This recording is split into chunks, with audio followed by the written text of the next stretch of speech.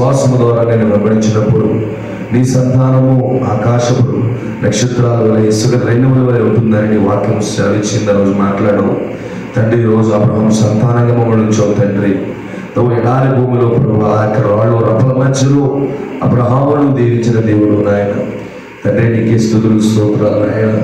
నాయన రాత్రి ప్రభు ఇలాంటి సహవాసం మాకు ఇచ్చినది నీ స్తోత్రాలు చెల్లిస్తున్నాం. నీవు మా మధ్యలో ఉండటం గొప్ప భాగ్యమై ఉన్నది. ఈ రాత్రి ప్రభా ఈ వాక్యముతో మాతో సంధించమని కోరుతున్నాము, బలపరచమని కోరుతున్నాను, కృప చూపించమని కోరుతున్నాను తండ్రి. నీకే సంపూర్ణంగా అప్పగిస్తున్నాం తండ్రి. నేను పరిచయం చేస్తున్న నేను సేవకులు సంధించిన దీవించండి, తన కుటుంబాన్ని ఆస్వాదించండి, ఉన్న బిడ్డలందరినీ ఆస్వాదించండి ప్రభు. నీ కృప చూపించమని కోరుతున్నాం నాయన. తప్పకి కూడుకు నాయన ఓ మాకు దీవెనకరంగా నీకు మహిమకరంగా ఉండాలి ప్రభా. ఏదో ఆలోచనగా ప్రభా ఏదో నాయన ఏదో మేము కాలక్షేపానికి కూడుకోవడం కాదు, కానీ ఈ వాక్యం కలుసుకుని ప్రభా నేను పొద్దుకుని ప్రకటించి వెళ్ళడానికి తెలియని కృప అందరికీ దయచేయమని మమ్మల్ని పరిపూర్ణంగా నీ కృప హస్తాన్ని సమర్పించుకుంటూ దేవా యేసుక్రీస్తు నామములో ప్రార్థిస్తున్నాము. ఆమేన్. దేవుడికి స్తోత్రం కలుగును గాక. ఈ సమయంలో చిన్న వాక్య భాగాన్ని మనం చదువుకుందాం.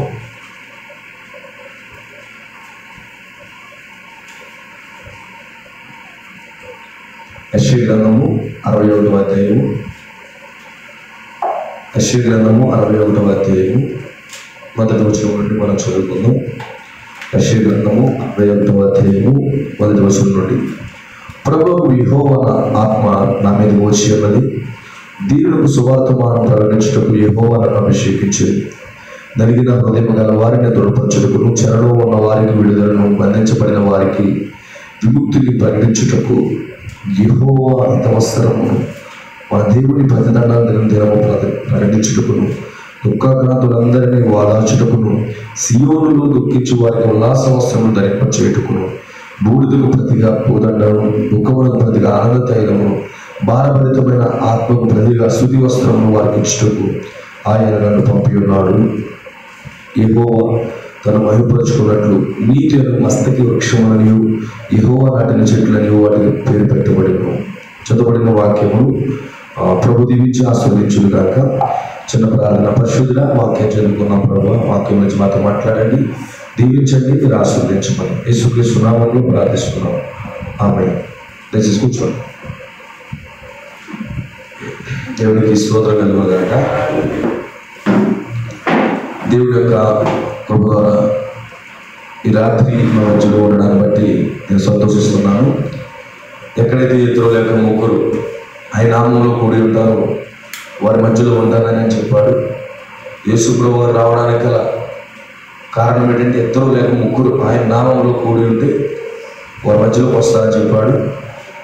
యేసు ప్రభువు వారు అంత గొప్ప ఆకాశమునకు భూమికి సృష్టికర్త, ఆ గొప్ప దేవాతి దేవుడు ఇద్దరున్నా ముగ్గురున్నా అక్కడికి వస్తా అని చెప్పినప్పుడు నిశ్చయంగా ఈరోజు మనం గొప్పవాళ్ళమే కాదు, దేవుడికి మహిమ కలుగును గాక. అలాంటి గొప్ప సేవకుడు లేకపోతే రక్షకుడు ఆ విధంగా మన మధ్యలోకి వస్తున్నప్పుడు ఈరోజు మనం అందరం కూడా ఆ యొక్క రక్షకుడితో సహవాసం చేస్తూ ఆయన వాక్యముతో సహవాసం చేస్తూ ఆయనతో మనం నడవగలిగినట్లుగా మనం చూడాలి. దేవుడు మనకి సహాయం చేయను గాక. హల్లెలూయా. ఈ రాత్రి ఇద్దరు ముగ్గురు కంటే మనం ఎక్కువగానే ఉన్నాం. అయితే ఈ రాత్రి యేసు ప్రభువు వారు ఇక్కడికి వస్తారంటారా? యేసు ప్రభువు వారు ఈ రాత్రి ఇక్కడికి వస్తారంటారా? ఎందుకంటే ఇద్దరు కంటే ముగ్గురు కంటే ఎక్కువగానే ఉన్నాం. ఆయన ఎంతమంది వస్తారని చెప్పాడు? ఇద్దరున్నా ముగ్గురున్నా వస్తారని చెప్పాడు. కానీ అంతకంటే ఎక్కువగా ఉన్నాం కాబట్టి ఆయన ఖచ్చితంగా ఈ రాత్రి ఇక్కడికి వస్తాడు. అదే మనకి సూచన. దేవుడికి స్తోత్రం కలుగును గాక. నోవహు వాడలో 80 ఉన్నారు. ఆ వాడలోకి ఆయన వచ్చాడు. అంటే నోవహు వాడ కంటే ఈరోజు ఇక్కడ ఎక్కువగా ఉన్నాం. దేవుడికి స్తోత్రం కలుగును గాక. హల్లెలూయా. సో ఖచ్చితంగా ఈరోజు నోవహు సంఘం కంటే ఇప్పుడు మన సంఘమే చాలా పెద్దది. అవునంటారా?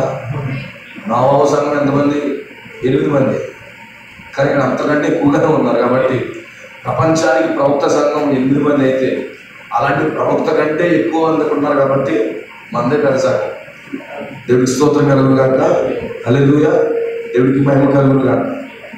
గమనించండి, ఈరోజు పెద్ద సంఘము చిన్న సంఘం అనేది ఏమీ లేదు. ఎవరికి విధించిన పరిమాణం చెప్పినా వాళ్ళు పని చేసుకుంటూ వెళ్తారు. మోషే పరిచయంలో మోషేకి అందరూ అందుబాటులో ఉన్నారు. మోషేకి పరిచయం సేవ చేయడానికి అందరూ అందుబాటులో ఉన్నారు. ఇన్ఛార్జెస్ ఉన్నారు. మోషే ఏమి కష్టపడడం అవసరం లేదు. చాలా అన్ని చక్కపడేసి కూడా ఉన్నారు. కానీ నోవాహు పరిచయం వచ్చేటప్పటికి నోవాహే వాడని తయారు చేసుకోవాలి, నోవాహే లైటింగ్ పెట్టుకోవాలి, నోవాహే బాక్స్ పెట్టుకోవాలి, అంతా నోవాహే చేయాలి.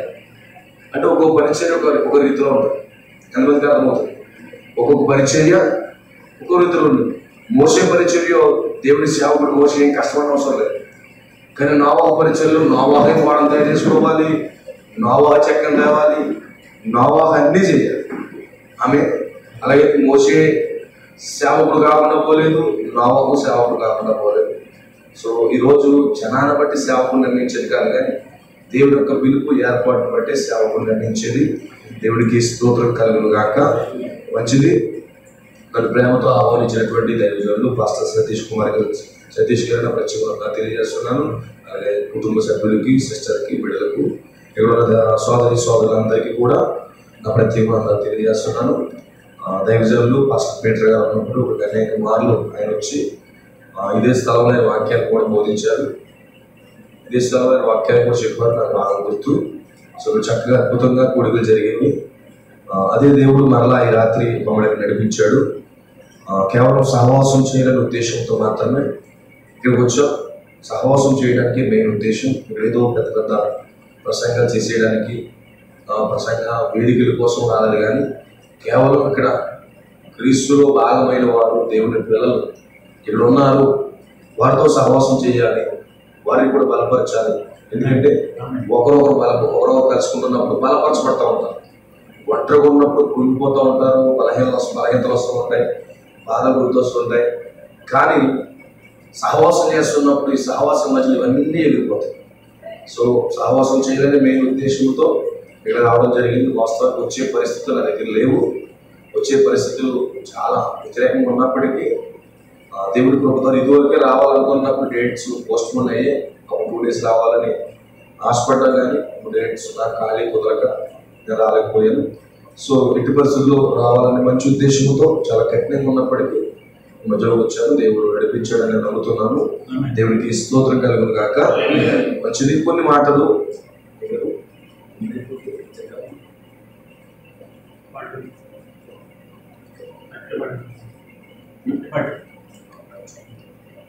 దేవుడికి స్తోత్రం కలుగును గాక. సో చాలా సమయం కాలాతీతమైంది కనుక కొద్దిసేపు వాక్యాన్ని ధ్యానం చేద్దాం. దేవుడు మనకు తోడుగా ఉన్నారు గాక. ఇక్కడ మనం చదువుకున్నటువంటి లేఖన భాగంలో యెషయా గ్రంథంలో 60వ అధ్యాయంలో ఒక చక్కని విషయం మాట్లాడుతూ, ప్రభువు యెహోవా ఆత్మ నా మీదకి వచ్చి ఉన్నది, దీనులకు సువర్తమానం ప్రకటించుటకు యెహోవా నన్ను అభిషేకించెను, నలిగిన హృదయం గల వారిని దృఢపరచుటకు, చెరలో ఉన్న వారిని విడిపించుటకు, బంధించబడిన వారిని విముక్తి ప్రకటించుటకు, యెహోవా హితవత్సరమును మన దేవుని ప్రజలను ప్రకటించుటకు, దుఃఖక్రాంతులను ఓదార్చుటకు, సియోనులు దుఃఖించే వారికి ఉల్లాసవస్త్రం ధరించుటకు, ఈ విధంగా ఆదరించుట కొరకే యేసు ప్రభువారు ఆయన కొరకు రాయబడిన లేఖనముల కోసం ఇదివరకు యెషయా రాశాడు. ఈ లేఖనాలు ఎవరి కోసం అంటే రక్షకుడైన ప్రభువైన యేసుక్రీస్తు కొరకు, ఆయన పరిచర్య కొరకు ఆయన లేఖనాలు ఉన్నాయి. ఆయన పరిచర్యకి ఏముందంటే లేఖనాలు ఉన్నాయి. మన పరిచర్య కూడా లేఖనాలు ఉండాలి. మన కోసం లేఖనాలు లేకపోతే ఏ పని చేయాలో ఏ పని చేయకూడదో మనకు తెలియదు. ఖచ్చితంగా మనకి ఒక పరిచర్య దేవుడు ఇచ్చినప్పుడు, ఒక లేఖనం మనకు ఉన్నప్పుడు ఆ లేఖనంలో ప్రయాణం చేయడం మొదలు పెడతాం. సో యేసు ప్రభు వారికి ఆయన భూమికి వచ్చినప్పుడు ఎలా పడితే అలా జీవితానికి పోలేదు, కానీ ఆయనకి ఇచ్చినటువంటి లేఖనాల ప్రకారంగా నడవడం మొదలుపెట్టాడు. బాప్తిస్మిచ్చి యోహాను కూడా లేఖనాల ప్రకారంగా నడవడం మొదలుపెట్టాడు. అలాగే ఈరోజు మనకి కూడా లేఖనాలు ఉన్నాయి. లేఖనాలు లేవనుకోవద్దు, ప్రతి ఒక్కరికి లేఖనాలు ఉన్నాయి. దైవజనులు మొదలుకొని ప్రతి విశ్వాసం వరకు ప్రతి దేవుని పిల్లలకి లేఖనాలు ఉన్నాయి. స్పష్టంగా నేను ఎక్కడున్నానని చూడాలి. ఫస్ట్ ఆఫ్ ఆల్ అది గమనించిన తర్వాత నేను ఎలా నడిపించబడాలనేది కావాలి. లేఖనాలు మన కోసం రాయబడ్డాయి. మన జీవితం ఏంటో, మన లక్ష్యం ఏంటో, మనం దేని కొరకు ప్రయాసపడాలో, మన మినిస్ట్రీ ఏంటో అనేది దేవుడు ఇదివరకే మన కోసం రాయించాడు. ప్రతి కాలంలో ప్రతి ప్రజల కోసం ఆయన చూడొచ్చాడు. ఈరోజు మన కొరకు కూడా రాయించాడు. మన గమ్యము, మనకు గోల్, మన యొక్క లక్ష్యము, ఇవన్నిటి కొరకు ఇదివరకే రాయబడ్డాయి. సో మనము మన లేఖనాలు కనుగొనాలి. అందుకే లేఖనములను పరిశోధించమన్నాడు. అంటే దాని అర్థం ఏంటి? డిబేట్లు చేయమను, లేకపోతే బైబిల్ కాలేజీలో పెట్టమనో, లేకపోతే బాగా తత్వజ్ఞానం తెలుసుకోమని కాదు లేఖనాలు పరిశోధించమంటే. లేఖనాల్లో నిన్ను వెతుక్కోమంటున్నాడు. అంటే ఈ రోజు మనం ఏం చేయాలంటే మన జీవితం లేఖనాలకి మ్యాచ్ అవుతుందో లేదో గమనించుకోవాలి. అందుకే లేఖనాలను పరిశోధించండి, వాటిలో నీకు నిత్య జీవం ఉంటుందని చెప్పాడు. What is the eternal life అంటే that is the seventh seal. లేఖనాల్లో ఏముందంటే 7వ ముద్ర ఉంది. లేఖనాల్లో 7 ముద్రలు ఉన్నాయి. 7 ముద్రలో ఎవరున్నారంటే యేసుక్రీస్తు భార్య ఉంది. అంటే లేఖనాలు ఎవరున్నారంటే యేసుక్రీస్తు భార్య ఉంది. అందుకే దాన్ని పరిశోధించండి, వెతకండి, నిలకండి అన్నాడు. మన వాక్యాన్ని నిలవకుండా మన స్థానం మనకు బయలుపరచబడదు. ఎవరో ఏదో చెప్పారని కానీ మనకు ఒక కాన్ఫిడెన్స్ ఉండాలి, మనకు ఒక నమ్మకత్వం ఉండాలి, దృఢత్వం ఉండాలి. మన స్థానం ఏంటో, మనం ఎక్కడ ఉన్నామో పరిశుద్ధ గ్రంథంలో మన జీవితం ఎక్కడ రాయబడిందో మనకు తెలియాలి. తెలియకుండా గుడ్డివాడిగా మాత్రం ప్రయాణం చేయకూడదు. అలాగే గుడ్డివాడిగా పరిశుద్ధ గ్రంథం పట్టుకోకూడదు. మనకు ఒక క్లారిటీ ఉండాలి. మనం పరిశుద్ధ గ్రంథం పట్టుకున్నామంటే మనకు క్లారిటీ ఉండాలి. లేఖనాల్లోకి వెళ్ళకపోతే మన స్థానం బయలుపరచబడదు. లేఖనంలోకి వెళ్ళి స్థానం బయలుపరచబడిందంటే ఆ లేఖనం కోసం నువ్వు పోరాడతావు. నీకు లేఖనం బయలుపరచకుండా నువ్వు ఎలా పోరాడతావు? లేఖనముల కోసం నీకు బయలుపరచబడకుండా నువ్వు ఎలా పోరాడతావు, ఎలా దాని కొరకు ప్రయాసపడతావు? అది జరిగే పనైతే కాదు. అందుకే మొట్టమొదటిగా నువ్వు వెతకాలి. నేను ఎక్కడున్నాను ప్రభువా, నా జీవితం ఏంటని దాని కొరకు నిరాశ నిస్పృహ కావాలన్నాడు. ఈరోజు మనం పట్టినట్టుగా మనం జీవితాన్ని కొనసాగించేస్తూ ఉంటాం. ఏదో సంఘ విశ్వాసిగానో లేకపోతే సంఘంలోకి వచ్చి వెళ్ళిపోతున్నట్టుగా మనకు కనబడతాం. ఆ జీవితం అనేది ఏదో ఒక చోట అది ఫుల్ స్టాప్ అవుతుంది. ఏదో ఒక చోట ఆగిపోవలసింది. అది సేవకుడైనా బిలీవరైనా ఎవరైనా ఏదో అందరూ ప్రయాణిస్తున్నట్టుగా మనం ప్రయాణిస్తే అది జరిగే పని కాదు. మన స్థానం కనుగొన్నప్పుడు దాని కొరకు మనం పట్టు సాధించాలి. అందుకే బైబిల్లో కాలేబు ఉన్నాడు, మోషే ద్వారా చెప్పబడింది. హెబ్రోను నీది స్వాస్యం అన్నాడు. కాలేబు స్వాస్యం అంటే హెబ్రోను వచ్చాడు. నాకు హెబ్రోను మోషే వాగ్దానం చేశాడు. ప్రవక్తలో మన మోషే ద్వారా నాకు హెబ్రోను స్వాస్యము అది వాగ్దానం చేయబడింది కనుక ఖచ్చితంగా ఆ భూమి కొరకు నేను పోరాడతాను అన్నాడు. ఖచ్చితంగా నీ కొట్టినే రాదు కదా, నువ్వు ఫైట్ చేయాలని యెహోషువ చెప్పాడు. నేను ఫైట్ చేస్తాను నా ల్యాండ్ కొరకు. ఏదో ఇల్లు నిలబడితే నా ల్యాండ్ నాకు వచ్చింది అనుకోవద్దు. అది ఇప్పుడు ఏమన్నా నాకు బలం ఉన్నట్టున్నాడు. నాకు బలం తగ్గిపోలేదు.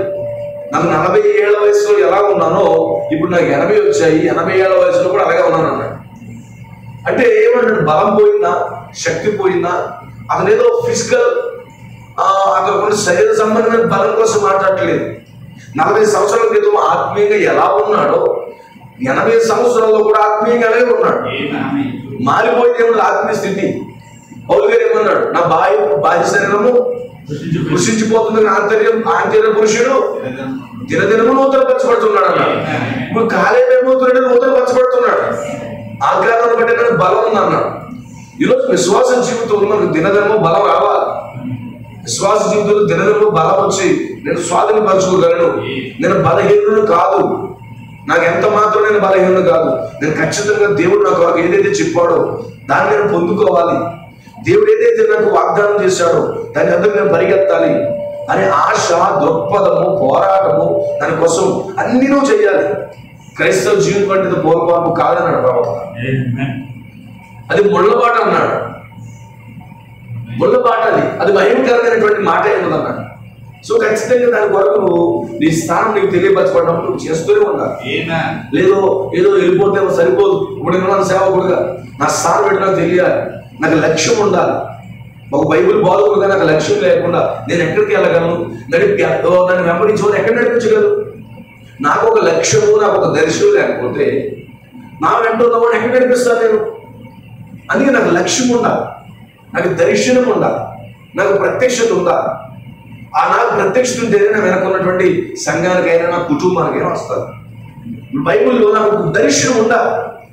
నేను ఎందుకు పట్టుకోవడం బైబిల్, ఎందుకు దేవుడు బైబిల్ ఇచ్చి ఒక బోధకుడిగా నేను మార్చాడు అనేది నాకు అర్థమైనప్పుడు ఆ వాస్తులోనే ఆ మార్గంలోనే నేను ప్రయాణం చేస్తాను.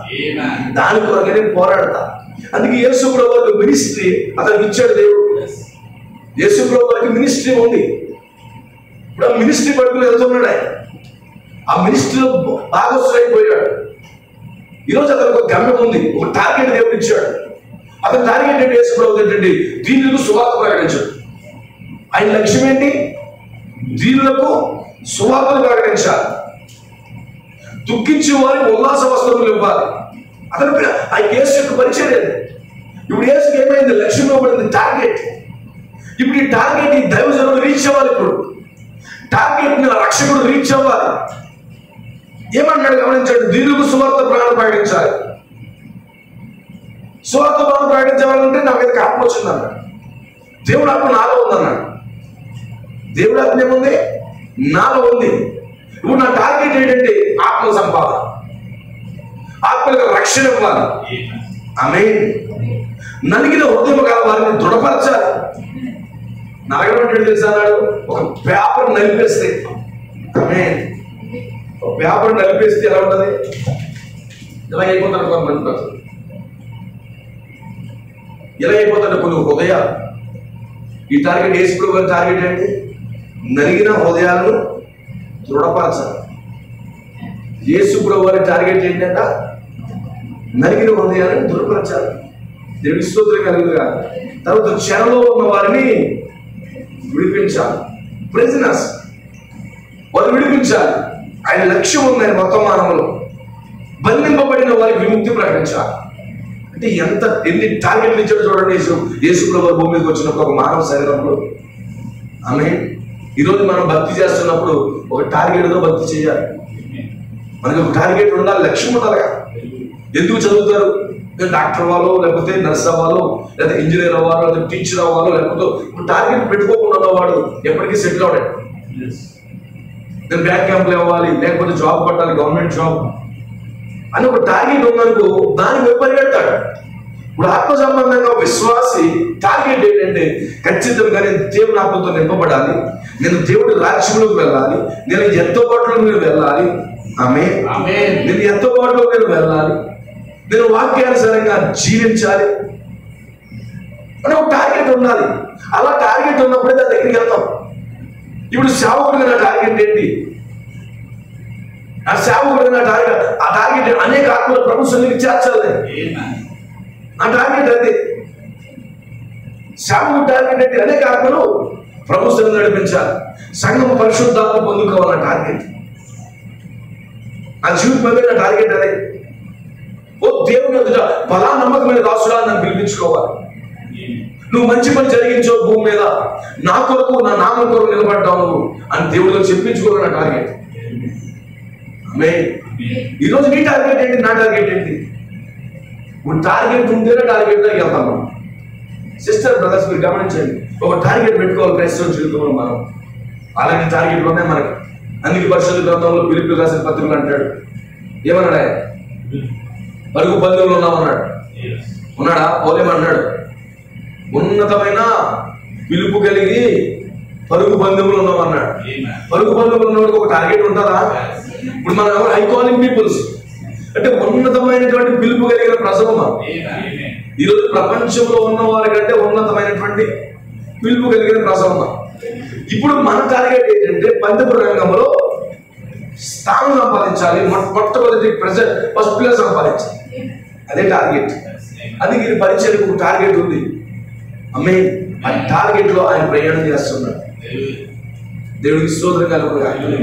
హల్లెలూయా. ఒక ఐఏఎస్ సంపాదించాలనుకో, ఒక కలెక్టర్ అవ్వాలనుకో, అతను ఏం చేస్తాడు తెలుసా? ఏం చేస్తాడు?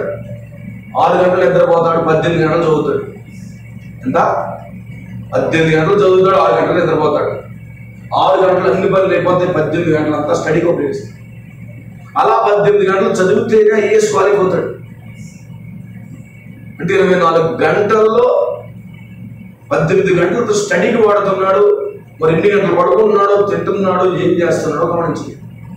ఎందుకంటే నేను ఐఏఎస్ అవ్వాలి, నేను ఎలాగైనా ఒక కలెక్టర్ అవ్వాలి, నేను ఎలాగైనా మంచి ఆఫీసర్ అవ్వాలి అని ఒక టార్గెట్తో 18 గంటలు చదువు దగ్గర పడిపోయి ఆ స్టడీ చేస్తున్నాడంటే అతను ఎంత టార్గెట్ ఉందో చూడండి.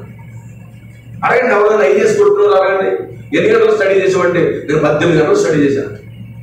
అవునా? అమ్మాయి, ఇప్పుడు పరలోకం సంపాదించాలంటే మనం ఎన్ని గంటలు దేవుడితో గడపాలి? ఐఏఎస్ సంపాదించినంత సులువు కాదు దేవుడి రాజ్యం సంపాదించడం. ఏమంటారు? ఐఏఎస్ సంపాదించినంత సులువు కాదు దేవుడి రాజ్యం సంపాదించడం. అంటే దేవుడి రాజ్యం కొరకు మనం ఇంకా ఎక్కువగా ప్రయాసపడాలి.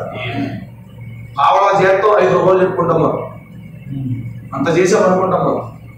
చాలా మంది అంతే, డబ్బాలు మనం చేసేది పావలా కలిసి చెప్పుకుని 100 రూపాయలు కబుర్లు చెప్పుకుంటాం. అలా మన జీవితాలు తోరబోవులు కాక దేవుడికి స్తోత్రం కలుగును కాక. సో ఇక్కడికి ఒక పరిచయం ఉంది, ఆ పరిచయం వెళ్తున్నాడు. అంటే యేసు ప్రభువు కోసం ముందుగానే దేవుడు ఆ లేఖనాలు రాసేసాడు. ఆ లేఖనాలు పట్టుకుని యేసు ప్రభువు వెళ్తున్నాడు. ఆయన పరిచయం ఏంటి? దీనులకు సువార్త ప్రకటించాలి. ఎవరు వాళ్ళు? దీనులు, 100%. చెరలో ఉన్న వారిని విడిపించాలి. అయితే దుఃఖించే వారికి ఉల్లాస వస్త్రం ధరించాలి.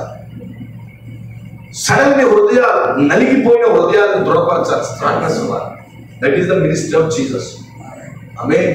అంటే ఇంకా రాకమునిపే ఆయనకు ఒక పరిచయం ఇచ్చేసాడు. ఒక కూలి పని పెట్టుకున్నాడు ఒక కాంట్రాక్టర్.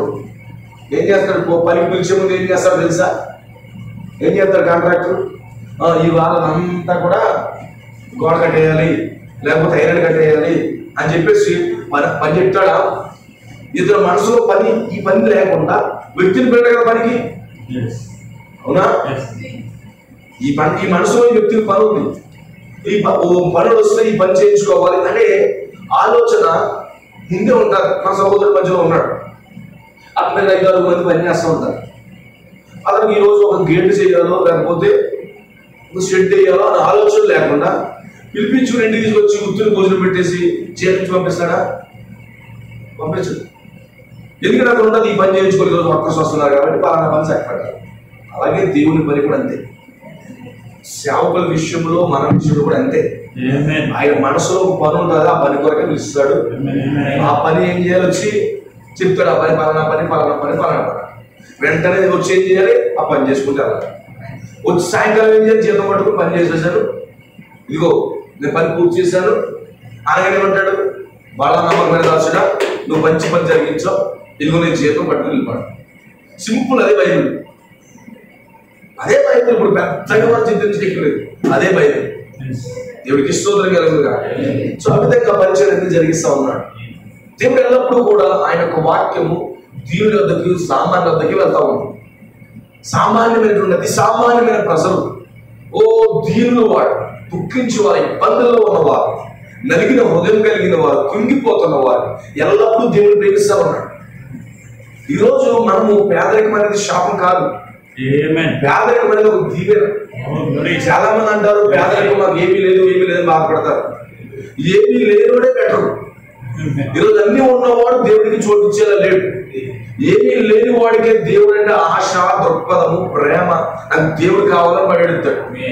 అన్ని ఉన్నవాడు దేవుడికి సమయమే ఇవ్వడు. పేదరికం అనేది దేవుడిని కలిగి లేనివాడే పేదోడు. డబ్బు లేనివాడు పేదోడు కాదు, డబ్బు లేనివాడు పేదోడు కాదండి. డబ్బున్నవాడే దేవుడు కలిగి లేకుండా పేదోడు అవుతున్నాడు. గమనించండి, పరిశుద్ధ గ్రంథంలో దావీదు ఉన్నాడు. పరిశుద్ధ గ్రంథంలో దావీదు ఉన్నాడు. దావీదు యేసుక్రీస్తుకు మాదిరిగా చూపిస్తున్నాను నేను. దావీదు అనేక అద్భుతాలు చేస్తున్నాడు, అనేక సూచక్రియలు చేస్తున్నాడు. దావీదు అద్భుతాలు, సూచక్రియలు, మహాత్కారాలు చేస్తున్నాడు.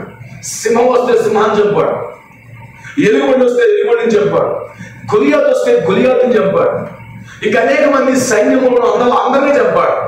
దావీదు జీవితంలో అనేక విజయాలు ఉన్నాయి. ఈరోజు మన ప్రభువు యేసుక్రీస్తు జీవితంలో కూడా అనేక విజయాలు ఉన్నాయి. శత్రువుతో పోరాడాడు, రోగాలతో పోరాడాడు, పాపంతో పోరాడాడు, అపవాదుని ఎదిరించాడు. అనేక గొప్ప గొప్ప విజయాలు ప్రభువు యేసుక్రీస్తు దగ్గర కూడా ఉన్నాయి. ఆయన ఓడిపోయినాడు కాదు, ఎల్లప్పుడూ విజయం సాధించిన వాడు. మన ప్రభువు విజయం సాధించిన వాడు ఎప్పుడు ఓడిపోలేదు. తన జీవితం ఎప్పుడు కూడా ఓడిపోలేదు. ఆయన డిక్షనరీలో వాడమనేదే లేదు. ప్రభువు యేసుక్రీస్తు యొక్క డిక్షనరీలో ఎల్లప్పుడూ వాటం అనేదే లేదు. ఆయన ఎప్పుడు విజయం సాధించాడు. అలాగే దావీదు జీవితంలో కూడా విజయాలు ఉన్నాయి. గొలియాతు మీదకి వెళ్తే గొలియాతుని కూడా చంపాడు, గొలియాతుని కూడా చంపాడు. ఎలుగుబండి వస్తే ఎలుగుబండిని చంపాడు, సింహాన్ని చంపాడు. ఇంకా అనేక మందిని సైన్యంలో ఒక సైన్యాధిపతిగా మారిపోయాడు, గొప్ప విజయం సాధించాడు. నిజంగా దావీదు యేసుక్రీస్తులో జీవించాడు. ఆమేన్. ఇప్పుడు అలాంటి దావీదు ఏమవుతున్నాడండి? తరవబడడం మొదలు పెట్టాడు. ఎందుకంటే అసూయపడు తగ్గుతున్నాడు. సాతానుడు ఎప్పుడు కూడా శ్రీపురుడే. వాడు ఓడిపోయి నేరుగా దాడి చేయలేడు కానీ వెనకుండి దాడి చేస్తాడు.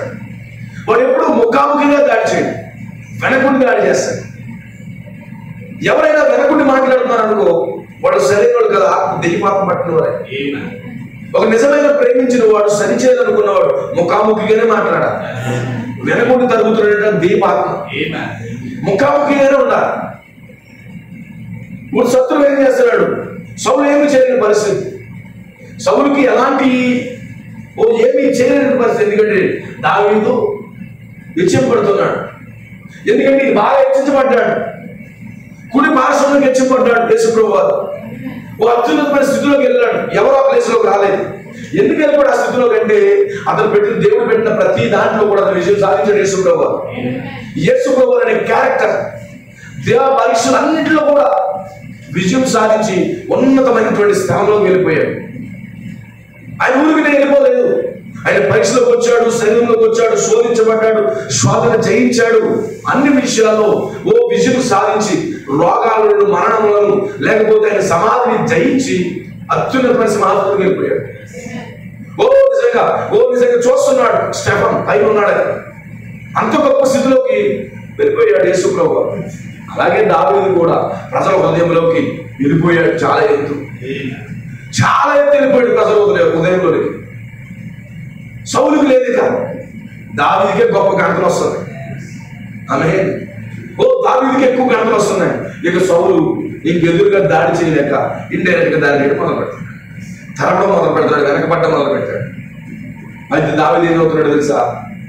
పరుగులేడుతూ ఉన్నాడు కొండల మీదకి, వాళ్ళ మీదకి. ఆమేన్.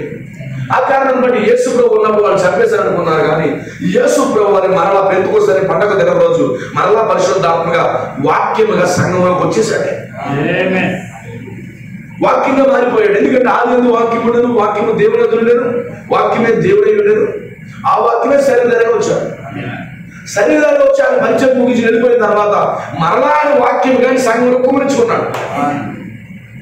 ఇప్పుడు ఏం చేస్తున్నాడు సౌలు అంటే వాక్యాన్ని తరగడం మొదలుపెట్టాడు. వాక్యాన్ని తరగడం మొదలుపెట్టాడు. ఈరోజు ప్రపంచ క్రైస్తవులు ఏ వరంతో తరుగుతున్నారంటే వాక్యాన్ని తరుగుతున్నారు. వాక్యాన్ని తరుగుతున్నారు. ఈరోజు మనుషులు కాదు, మనగా తరిగేది వాక్యాన్ని తరుగుతున్నారు. వాళ్ళు అనుకున్నారు, మనల్ని అనుకున్నారు. లేదండి, వాక్యాన్ని తరుగుతున్నారు. ఆమేన్. అయితే ఏం చేస్తున్నాడంట?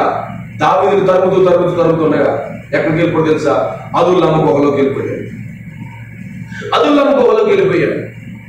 అదుల్లాము గుహ అంటే అర్థం కూడా తెలుసా? ఆశ్రయపురం అని అర్థం. రెఫ్యూజ్, ఆశ్రయం. అది అదుల్లాము గుహ అంటే. దావీదు ఎక్కడికి వెళ్ళాడు? ఆశ్రయపురంలోకి వెళ్ళాడు. పరిశుద్ధ గ్రంథంలో 6 ఆశ్రయపురాలు ఉన్నాయి. యోర్దానుకు ముందు 3, యోర్దాను తర్వాత 3 ఉన్నాయి. ఏంటి ఆశ్రయపురాలు? ఏంటి దాని అర్థం ఏంటి? ఎవరైనా ఇబ్బందిగా ఉండి, ఎవరైనా లేనిపోని అనుకోకుండా తప్పు చేస్తే, అనుకోకుండా పొరపాటు చేస్తే వాళ్ళు పరిగెత్తుకుని వెళ్ళి ఆ బలిపీఠకు కొమ్ములు పట్టుకున్నప్పుడు ఆ ప్రధాన యాజకుడు ఈ యొక్క బలిపీఠకు కొమ్ములు పట్టుకున్నటువంటి ఈ వ్యక్తికి, ఆ తరుగుతున్న వ్యక్తికి మధ్యలో నిలబడతాడు. నిలబడినప్పుడు ఈ యొక్క వ్యక్తి తప్పించబడతాడు. ఎందుకు ఆశ్రయపురం ఏర్పాటు చేశారంటే ప్రజలు అన్యాయంగా చనిపోకూడదు. దేవుడి పిల్లలు అన్యాయంగా చనిపోకూడదు. తెలుసు తెలియకుండా చేసిన మిస్టేక్స్ బట్టి, వారు పడుతున్న ఇబ్బందులు బట్టి, వారు పడుతున్న కష్టాలను బట్టి, వారు ఎంత మాత్రం కూడా వాళ్ళు తెలుసు తెలియకుండా చేసిన పాపాలను బట్టి వాళ్ళు నశించుకోకూడదు. ఆ కారణాలను బట్టి వాళ్ళు తప్పించడానికి దేవుడు ఆశ్రయపురాలు పెట్టాడు. అటు 3 ఇటు 3. యోర్దానికి అవతల 3, యోర్దానికి అవతల 3. ఆమేన్. ఈ ఆశ్రయపురంలో ఎవరు ఉన్నారంటే ప్రభువైన యేసుక్రీస్తు ఉన్నారు. ఎవరు మన ప్రధాన యాజకులు అంటే మన ప్రభువైన యేసుక్రీస్తు. ఆశ్రయపురంలో ఎవరు ఉన్నారు? ప్రభువైన యేసుక్రీస్తు.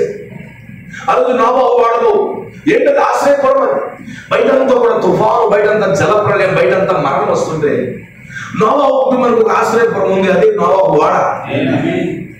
ఆశ్రయపురంలో ఖచ్చితంగా ఆయన ఉంటేనే ఆశ్రయం దొరుకుతుంది. ఆయన ఉండాలి ఆశ్రయపురంలో. అందుకే ఏం చేశాడు? నోవహు వాడలోకి ఆయనే ముందొచ్చి నోవహు లోపలికి రమ్మని చెప్పాడు. నోవహు లోపల రమ్మన్నప్పుడు వాళ్ళు లోపలికి వెళ్ళిపోయారు. బయటంతా మరణము, బయట ఎక్కడ చూసిన చావు, బయట ఎక్కడైనా భయంకరమైనటువంటి ఇబ్బందులు, చచ్చిపోయే స్థితిలో ఉన్నారు. కానీ ఇప్పుడు ఈ యొక్క నోవహు ఎక్కడికి వెళ్ళాడు తెలుసా? ఆశ్రయపురంలోకి నోవాహు వాడలోకి వెళ్ళిపోయాడు. ఆ నోవాహు తన కుటుంబానికి కల్పింది ఎవరు? ప్రభువైన యేసుక్రీస్తు. నోవాహు వాడలో యేసుక్రీస్తు వచ్చాడు.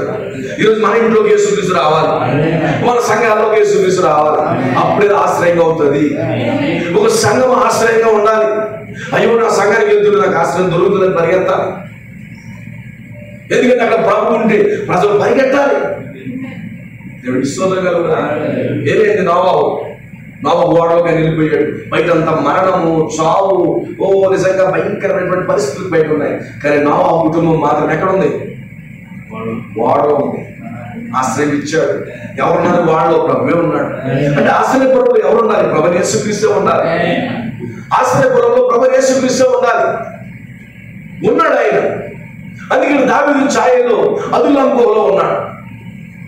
అదుల్లాం గుహలో ఉన్నాడు దావీదు. దేవుడికి స్తోత్రం కలుగుగాక.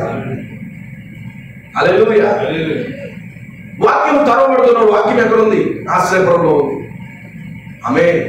బైబిల్ చదువుతాం. సమూయేలు గ్రంథం మొదటి అధ్యాయం.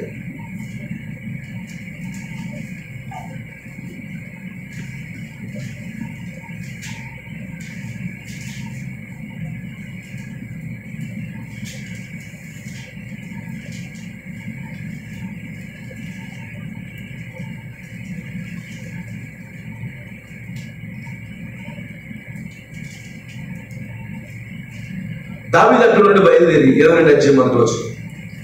అదుల్లాము గుహలోనికి తప్పించుకుని పోగా అతని సహోదరులు, అతని తండ్రి వారందరూ ఆ సంగతి విని అతని ఎద్దుకు వచ్చిరి. ఆమేన్. మరియు ఇబ్బంది గల వారు, అప్పులు చేసుకున్న వారందరూ, అసమాధానంగా ఉండే వారందరూ అతని ఎద్దుకు కూడుకొనగా అతడు వారికి అధిపతి అయ్యెను. అతని ఎద్దుకు ఎక్కువ తక్కువ 400 మంది వచ్చి ఉంటుంది. అదుల్లాము గుహలో యేసు ప్రభువు ఉన్నందుకు, లేకపోతే అదుల్లాము గుహలో దావీదు ఉన్నందుకు ఆ సంగతి విన్నారంట కొంతమంది. ఇక్కడ ఎలాంటి వాళ్ళు ఉన్నారు? 3 రకాల మనుషులు ఉన్నారు. ఒకటి ఇబ్బంది కలిగిన వారు, రెండోది అప్పులోళ్ళు, మూడోది సమాధానం లేని వారు. వీళ్ళందరి మీదకి అధికారి ఎవరంటే దావీదు అయిపోయాడు. ఆమె వీళ్ళందరి మీదకి అధికారి. ఎలాంటి వాళ్ళు వచ్చారు ఆయన దగ్గరికి? ఇబ్బంది కలిగిన వారు వచ్చారు. ఈరోజు ఎలాంటి వాళ్ళు వస్తారు అనుకుంటున్నారు? దేవుడి దగ్గరికి ఎలాంటి వాళ్ళు వస్తారు? ఇబ్బంది కలిగిన వారే. ఈరోజు మనకి ఇబ్బంది కలిగిన వారు, మనం డిస్ట్రెస్ అన్నాడు, దుఃఖంతో ఉన్నవారట, వేదనతో ఉన్నవారట. వేదన. అలాంటి ప్రజలు దేవుడి దగ్గరికి వస్తున్నారు. అన్ని బాగున్నాడు, ఎవరు రాడు దేవుడి దగ్గరికి. నేను దావీదు దగ్గరికి వెళ్తే మాకు ఏదో మేలు జరుగుతుంది అని పరిగెడుతున్నారట. దావీదు దగ్గరికి వెళ్తే మాకు ఖచ్చితంగా ఇబ్బంది పోతుంది, దావీదు దగ్గరికి వెళ్తే మా స్థితి బాగుంటుంది, దావీదు దగ్గరికి వెళ్తే మా బ్రతుకు బాగుంటుంది అని ఆశతో వెళ్తున్నారు. ఎందుకంటే దావీదు ఎల్లప్పుడూ భారం కలిగిన వ్యక్తి. దావీదు భారం కలిగిన వ్యక్తి. భారం ఉంటే ఏదైనా చేయగలడు. ఒక దైవజనుడికి కావాల్సింది భారం. నేను సువార్త సేవలోకి వెళ్ళే ముందు సువార్త నడిచేవాడు దేవుడిని అడిగేవాడు. నేను మొట్టమొదటి ఆత్మలు ఈ ప్రభు అని అడిగేవాడు కాదు. అసలు ఆత్మ కోసం నాలో భారం పుట్టించు. ఏదైనా నాకు భారం ఉంటేనే ఆత్మ ద్వారా పని చేయగలను. భారం లేకపోతే మనం ఏం చేయలేదు. నేనన్నీ దేవుడిని అడిగేవాడిని, ప్రభు నాకు భారం పుట్టించిన హృదయంలో. అప్పుడే నేను ఆత్మకు ఒక కష్టమైన, నష్టమైన, దుఃఖమైన, వేదనైన, చలైన, వర్షమైన, ఎండైనా పరిగెట్టగలను. నాకు ముందు భారం కావాలి నా హృదయంలో. నశించిపోతున్న వారికి వచ్చిన భారం నా హృదయంలో కలగాలి ప్రభు. నశించిపోతున్నారు అనేక మంది. బాధించబడిన వారు ఉన్నారు, ఇబ్బంది కలిగిన వారు ఉన్నారు, దుఃఖపడేవాడు ఉన్నారు, వ్యాకులం చెందేవారు ఉన్నారు.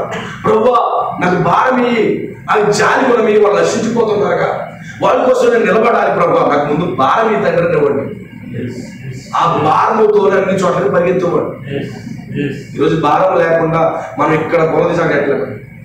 అందుకే పరిచయంలో విశ్వాసులైనా, పాస్టర్ అయినా, ఎవరైనా మొట్టమొదటిగా దేవుడి కార్యం ముందుకు వెళ్ళాలంటే ముందు హృదయం లోపల భారం ఉండాలి. బట్టేనే ఉండాలి. బట్టే లేకుండా ఏది జరగదు. మా సోదరుడు బ్యాట్స్ వేస్తాడు, అతను బట్టేనే ఉండాలి. ఉదయం వెళ్ళాలి, దేవుడిని మహిమపరచాలి.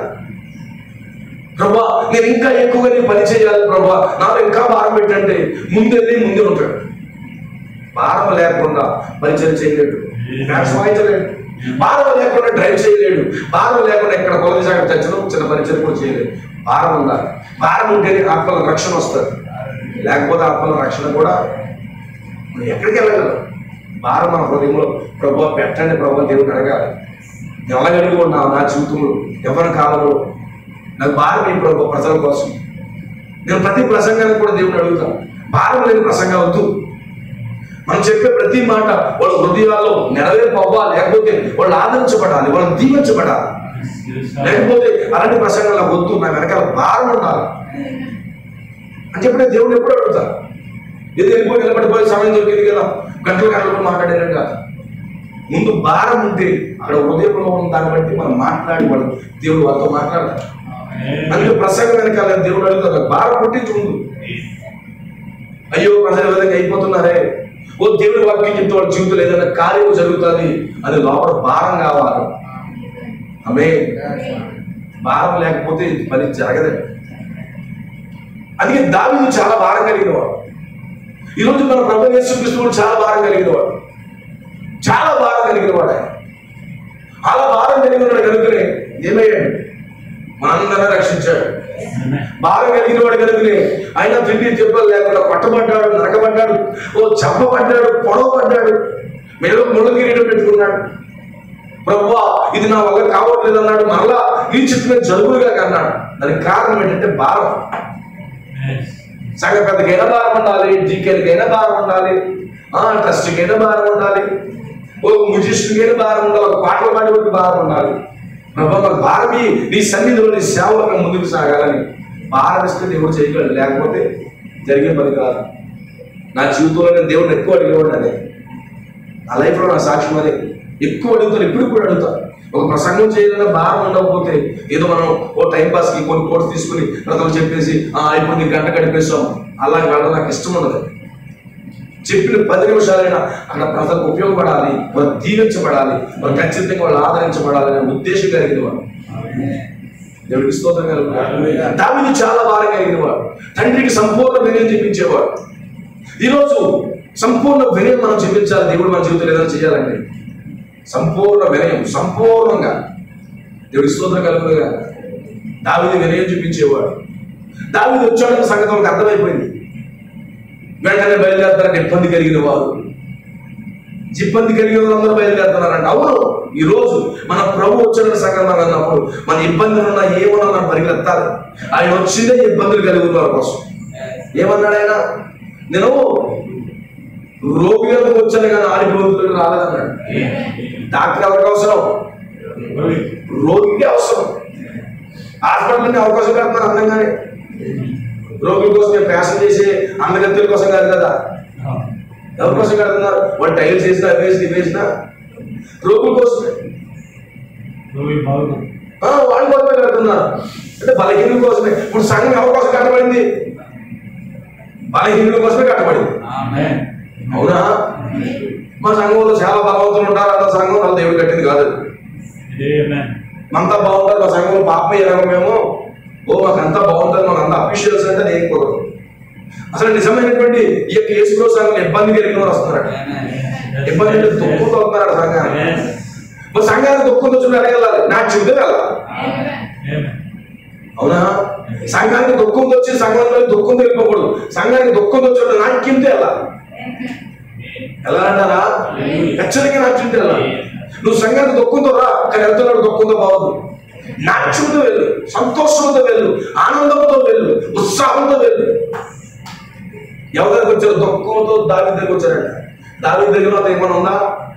దావీదు అందరితో తరపడ్డాడు, దావీదు అందరూ తోచేశారు. ఇబ్బంది ఉంది మాకు, ఇబ్బంది ఉందని చెప్పేసి ఏమైనా అడుగుతున్నారా? లేదు లేదు లేదు, వెళ్ళిపోయితే. ఎందుకంటే దావీదు విజయాల కోసం వాళ్ళకి తెలుసు, దావీదు జీవితం కోసం వాళ్ళకి తెలుసు. ఆమె తర్వాత అప్పులు వెళ్ళారంట, చాలా అప్పులు ఉన్నాయి వాళ్ళు. ఈరోజు సంఘానికి ఎవరు ఎక్కువ అవుతుంది? అప్పులు ఎక్కువ అవుతుంది. మా 10 లక్షలు అప్పు అయిపోయాము, 15 లక్షలు అప్పు అయిపోయాము, 3 లక్షలు అప్పు అయిపోయాము. ఎలాంటి వచ్చారంట? ఇబ్బంది కలిగిన వారు వచ్చారంట. ఆమె మొట్టమొదటిది దుఃఖంతో ఆ ఇబ్బందులతో ఉన్నవాడు వచ్చారట. రెండోది అప్పులతో ఉన్నవాడు వచ్చారట. అవునా? అప్పులు, అందరూ అప్పులే. ఈ వర్తమాన సంఘంలో వాళ్ళందరూ చాలా వరకు మ్యాక్సిమం అప్పులే. అప్పులు చేసి చేసి చేసి ఫైనల్గా వర్తమానం పడతారు. నిజమే, ఎక్కడ వచ్చిందంటే నిలబట్టి అడిగితే కనుక ఎంత 5 లక్షలు సింపుల్గా చెప్పేస్తారు. అప్పు మాకెంత 10 లక్షలు తప్పు ఉందండి. పాస్టర్లకు కూడా అప్పులే. అవునా? అందరికీ అప్పులే. అప్పులు అందరూ అప్పులు అప్పాడాలి. అందరికీ అప్పులే. ఎక్కడికి వస్తారు అప్పులతో? దావీదు దగ్గరికి వస్తున్నారు. Second category peoples. మూడోది సమాధానం లేని వారు, కుటుంబంలో సమాధానం లేని వారు దావీదు దగ్గరికి వస్తున్నారు. ఈ 3 రకాల వారికి దావీదు కెప్టెన్గా ఉన్నాడట. ఎలాంటి పాస్టర్ అయినా మీ సంఘం అందరూ అప్పుడే, ఎవరికి సమాధానం ఉండదు, అందరూ దుఃఖం తిడుతారు. వీళ్ళందరూ కెప్టెన్ ఎవరంటే దావీదు. ఇప్పుడు ఈ కెప్టెన్ ఏం చేయాలి? దుఃఖంలో ఉన్నవాడు నా చేత పంపించాలి. అవునా? అప్పులు ఉన్నవాడు అప్పుడు పోయే మార్గం చెప్పాలి. సమాధానం లేని వాడిని సమాధానంతో పంపాలి. మరి కెప్టెన్ ఎందుకు పెడతారు? వీళ్ళ స్థితిని మార్చడం కోసం. వీళ్ళు ఎందుకు వచ్చారు? అప్పులు ఎందుకు వచ్చారు? లాస్ట్ గారు ఒక 50,000 అభ్యంతరం రాలేదు. దానికి ఏమైనా సమాధానం దొరుకుతుందేమో వచ్చారు. అవునా? సమాధానంలోకి వచ్చారు. ఒకరోజు బైబిల్లో అప్పులు చేసే స్త్రీ ఉంది. ఎవరామె? ప్రవక్తల భార్య. అప్పులు అయిపోయింది. పిల్లల దగ్గరికి వెళ్ళిపోతున్నారు, దాసత్వంలోకి వెళ్ళిపోతున్నారు. అప్పుడు ఏం చేసింది? ప్రవక్త దగ్గరికి వెళ్ళిందంట. ప్రవక్త దగ్గరికి వెళ్ళి, ఇదిగో నా పరిస్థితి, అప్పులు అయిపోయాను, నాకేమన్నా ఇస్తావా అందా? లేదు, నాకేమన్నా పంపిస్తావా, నాకేమన్నా చూస్తావా, చూడవా అని అనలేదా? ఇది నా పరిస్థితి. నా భర్త చాలా మంచివాడు, మంచి పరిచయం చేశాడు, చనిపోయాడు. అయితే మా ఇంటి నిండా అప్పులే ఉన్నాయి. 2 పిల్లలు చూస్తే అప్పులు పట్టుకెళ్ళిపోవాలనుకుంటున్నారు. ఇప్పుడు మా పరిస్థితి ఏంటిది? మాకేమో దారి చూపిస్తావా అని చెప్పేసి ఎలీషాను ఆమె అడుగుతూ మొదలుపెట్టింది. ఆమె తప్పుడు మార్గాలు ఎన్నుకోలేదు. లేకపోతే తప్పుడు మార్గాలు ఎన్నుకు డబ్బు సంపాదించేసి కట్టేద్దాం అనుకోలేదు. లేకపోతే రకరకాల చెడు ఆలోచనలు ఉన్నాయి. రోజు అలాంటి ఆలోచనలు ఏమి లేవా? ఈరోజు సంఘంలోకి వచ్చి తప్పుడు ఆలోచన ద్వారా అప్పు తెచ్చుకుంటాను ఎప్పుడు అనుకోకండి. నువ్వు నిజంగా దేవుడు సరైన రీతిలో అడిగావు అనుకో, నువ్వు అక్రమంగా డబ్బులు సంపాదించిన పని లేదు. దేవుడు క్రమంగానే నీకు ఇస్తాడు. ఈరోజు డబ్బు సంపాదన కోసం అక్రమ మార్గాలు దొక్కేవారు ఉన్నారు. మనకు వద్దని దేవుడు ఎలా ఇవ్వాలో అలాగే ఇస్తాడు. అవునంటారా? ప్రవక్త విలియం రెన్నాం గారు ఆయనకు డబ్బులు లేవు. ఇంట్లో ఇన్కమ్ ట్యాక్స్ ఎవరు డబ్బులు అడిగారు. సింపుల్ గా విలియం రెన్నాం ఇంట్లో లేడని చెప్పించేశాడు. లేడని చెప్పించేటప్పటికి ఏం జరిగింది? అబద్ధం ఆడేశాడు. లేకపోతే ఇబ్బంది పడిపోతున్నాడు. తన భార్య వచ్చి అడిగిందంట, అయ్యా ఏంటిది? నువ్వు అందరికీ చెప్తావు కదా, నువ్వు ప్రార్థన చేయరాదే, నేను కూడా ప్రార్థన చేస్తాను అన్నాడు తన భార్య. నిజమే అని చెప్పేసి మోకాళ్ళు వేసి ప్రార్థన చేయడం విలియం రెన్నాం మొదలు పెట్టాడు. అక్కడ చూస్తే అప్పుడు వచ్చేసాడు. ఒక్కోసారి ఒక్కో చైర్ ఎట్టుకుపోతానంటే ఒకడు వచ్చి విలియం రెన్నాం కూడా ఏమైంది? ఇష్టపడి కొనుక్కున్న చైర్ కూడా ఎట్టుకోలేడు. అవునా?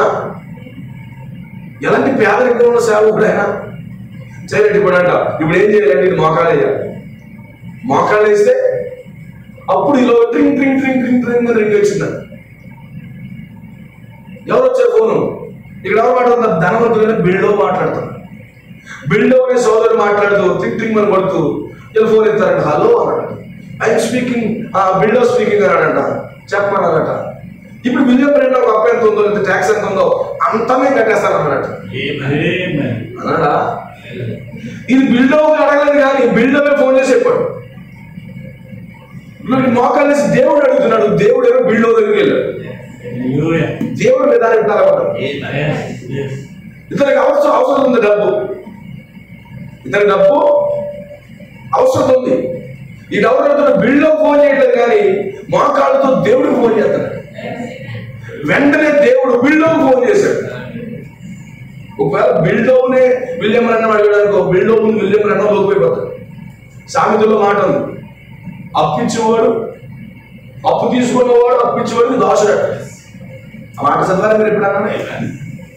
ఇప్పుడు ఎవరైనా మనం అప్పించినట్టు లోపు చూస్తున్నాం. అవునా? ఇప్పుడు ఆ వ్యక్తి ద్వారా దేవుడు ఇప్పించాడు కానీ విలియం రెన్నాం అడిగినట్టుగా చేయలేదు. ఎవరైనా విలియం రెన్నాం మోకాలు చేసాడు. దేవుడు అడుగుతున్నాడు. దేవుడు వెళ్ళి బిల్డో లేపాడు. బిల్డో స్వయంగా వచ్చి నేనే డబ్బులు ఇస్తానన్నా. అడగకుండా డబ్బులు ఇచ్చాడు కాబట్టి ఆ బిల్డోకి ఏమైనా మాట్లాడడానికి అవకాశం ఉంటుందా? That is our God. ఏ వ్యక్తి కూడా మనం ఏది చూడకుండా దేవుడు చేయగలడు. నీకు అది ఇచ్చారా ఇది ఇచ్చారా అని వేరెత్తి చూడకుండా దేవుడు చేసే దేవుడు. ఆమేన్. దేవుడికి స్తోత్రం కలుగుగా. ఏం చేశాడు? వీళ్ళు ఫోన్ చేసి ఇందాక కట్టేస్తాను. దేవుడికి స్తోత్రం. ఒక రోజు ట్యాక్స్ కట్టవలసి వచ్చింది. ఏమైంది? చేప ఉంది. చేపలు ఏముంది? షెక్కేలు తెచ్చి కట్టగాడు. దేవుడు చేశాడు అద్భుతాలు, ఆశ్చర్యకాలు చేశాడా? ఇప్పుడు ఈ స్త్రీ ఎవరి దగ్గర వెళ్ళింది? ప్రవక్త దగ్గరికి వెళ్ళిందంట. అప్పుడు బిడ్డను చూస్తుంటే బానిసలుగా పట్టుకోవడం సిద్ధంగా ఉన్నారు. ఏం చేయాలో తెలియట్లేదు. పక్కన భర్త లేడు. చాలా దీన స్థితి ఉంది. ఎక్కడికి వెళ్ళింది? ప్రవక్తకు మొర పెట్టిందంట. అప్పుడు అడిగాడు, ఇంట్లో ఏముందమ్మా అని అడిగాడంట. ఇంట్లోనండి 54 ఇంచెస్ టీవీ ఉందంతా. ఇంట్లో 54 ఇంచెస్ టీవీ హోమ్ థియేటర్ ఉంది. ఎల్లప్పుడు తగ్గలాడితే సినిమాలు అని చెప్పిందా? మా దగ్గర నూనె కొండ తప్ప ఇంకేమీ లేదన్న. అవునా? ఇప్పుడు దేవుడు ఏదైనా చేయాలంటే నీకున్న దాంట్లో తీసుకుని అభివృద్ధి పరచగలడు. అవునా? ఒక మీటింగ్ కుర్రాడు వచ్చాడా? ఏం పట్టుకొచ్చాడు? Lunch box పట్టుకొచ్చాడు. పట్టుకొచ్చి ఏం చేస్తున్నాడు? మర్చిపోడు బాక్స్ని. అవునా? ఈరోజు మన పిల్లలు సంఘానికి వచ్చి కురికురి ప్యాడ్ తెచ్చుకుని ఆ శబ్దానికే కొన్ని డిస్టర్బ్ చేస్తుంటారు, చింపేస్తుంటారు. బాక్స్ తెచ్చుకుని తినడానికి కానీ నన్ను ముట్టుకోవట్లేదు, దాన్ని టచ్ చేయలేదు. అలా బాక్స్లో 3 రోజులు ప్రసంగం అయిపోయింది. ఉపవాసం ఉన్నాడు చిన్న కుమారుడు కూడా. ఫైనల్గా కూటమి అయిపోయింది. అందరూ భోజనం మర్చిపోయారు. ఈరోజు భోజనం కూటమి అయితే కూటమి కొత్త లెక్క కూటమి రాశాను. కానీ ఆ కూటమిలో భోజనాలే లేవు. అలాంటి టైంలో ఆమె ఏం జరుగుతుంది? అలాంటి పరిస్థితులు ఏం జరిగింది? దేవుడు ఆ రొట్టెని తీసుకుని 5 రొట్టెలు 2 చిన్న చేపలని ఎంతమంది పెట్టాడు? 5,000 మందికి పెట్టాడు. That is our God. ఇప్పుడు ఈ యొక్క స్త్రీ ఏం చేసింది? ప్రవక్తకి వెళ్ళి ఏమంటుంది? నా పరిస్థితిలో అయిపోయినాను, నీ దగ్గర నూరుకుంటున్నాను, తెచ్చే. ఇరుగు పొరుగు వాళ్ళందరి దగ్గరికి వెళ్ళి నూరుకుంటుంది తెమ్మన్నాడు. అవన్నీ తెచ్చి ఎక్కడ తీసుకెళ్ళారు? గదిలో తీసుకెళ్ళారు. ఓ నీ బిడ్డలు నీవు మోకాళ్ళే ఎక్కడ ప్రార్థించండి, దేవుడు అద్భుతం చేస్తాడు. అద్భుతమైన సహజాతమైన కార్యాలు మీ యొక్క గృహంలో జరుగుతాయని చెప్పాడు. ఇప్పుడు రహస్యంగా గదిలోకి వెళ్ళారు. అవునా? నీ పరమ తండ్రి దగ్గరికి మీరు రహస్యంగా ప్రార్థన చేస్తే ఆయన బహిరంగంగా నువ్వు దీవిస్తానని చెప్పాడు. ఊరంతా తిరిగేసారు, కొండలు తెచ్చేసారు. ఎవరికి తెలియట్లేదు. హలో అమ్మా ఓ కొండ అంటున్నాడు వెళ్ళి. ఎందుకంటే నీ మళ్ళీ చెప్తాను అనగానే ఆ కొండ తెచ్చి లోపలెట్టి ఉన్నారంట. ఓ పిన్ని నాకు కొండ కావాలంటే ఆ కొండ తెచ్చుకున్నారంట. ఓ చెల్లె ఆ కొండ ఏమంటే ఊరంతా ప్రతి వీధికి తిరిగి కొండలు తెచ్చుకున్నారంట. అందరూ అడుగుతారు కదా, ఎందుకు పట్టుకెళ్తామని. ఎందుకు పట్టుకెళ్తాం కొండ అడుగుతారంటారా? చిన్న పొలం పట్టుకొచ్చి మొత్తం గదంతా కొండలతో నింపేసి ఇక్కడ ప్రార్థన చేయడం మొదలు పెట్టారు. ఎవరు? తల్లి బిడ్డలు ప్రార్థన చేయడం మొదలు పెట్టారు. ఇప్పుడు దేవుడు ఏం చేశాడు? చిన్న నూనె ఏం చేశాడు? ప్రతి కుండలో నింపడం మొదలు పెట్టాడా? ప్రతి కుండ నింపబడుతుందా? దేవుడి స్తోత్రం కలుగును గాక.